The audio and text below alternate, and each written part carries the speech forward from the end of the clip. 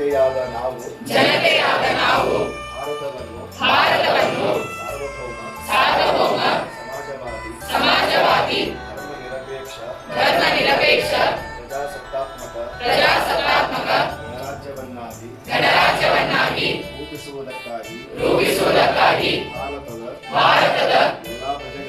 ಎಲ್ಲಾ ಪ್ರಜೆಗಳಿಗೆ ಸಾಮಾಜಿಕ ಆರ್ಥಿಕ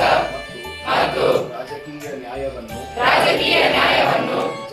ವಿಚಾರ ಅಭಿವ್ಯಕ್ತಿ ನಂಬಿಕೆ ಧರ್ಮ ಮತ್ತು ಉಪಾಸನೆಯ ಸ್ವಾತಂತ್ರ್ಯವನ್ನು ಸ್ಥಾನಮಾನ ಮತ್ತು ಅವಕಾಶಗಳ ಸಮಾನತೆಯನ್ನು